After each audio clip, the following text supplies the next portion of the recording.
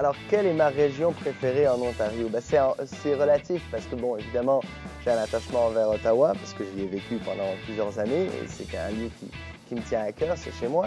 Mais aussi, ben, à la longue, quand on fait beaucoup de tournées en Ontario, ce qui est beau, c'est justement d'aller dans des lieux soit inusités, par exemple comme Hearst, où c'est toujours ça, c'est un plaisir, c'est un peu surréel d'aller là.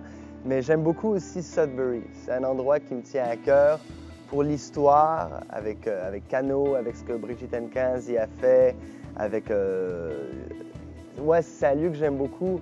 C'est un peu comme visiter la Lune, avec des sapins.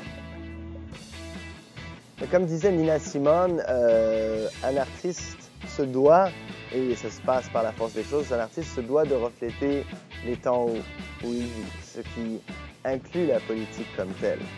De là à dire que chanter en français est un acte militant, en Ontario, peut-être, mais chanter et être, c'est un acte politique.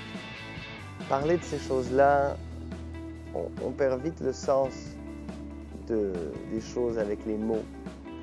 Donc, oui et non, là est la réponse. L'objectif de ma musique, c'est de sortir de l'ordinaire, comme la vie en vrai, et je sais pas, de traduire l'espèce de collage que je constitue comme personne et comme artiste, et c'est de mélanger la joie et les larmes dans un même cœur, comme ce qui se passe dans la vie, et justement de danser avec l'étrangeté de notre vie. C'est ça un peu que j'essaie, ou qui passe par notre musique en fait. C'est ça que je réalise après coup, pas pendant que je le fais, mais c'est ça qui arrive. J'avais un souhait pour l'Ontario et l'Ontario francophone.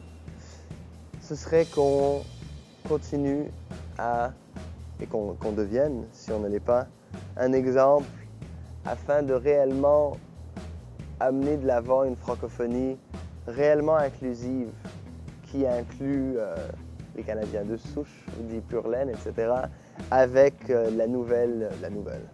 la diaspora francophone de partout dans le monde, et aussi avec les peuples des Premières Nations, c'est-à-dire une culture linguistique justement qui aille vers l'ambiguïté en quelque sorte, vers la mosaïque. Et ce que je nous souhaiterais donc, ce serait de tendre vers un réel respect plutôt qu'une politesse, si on veut.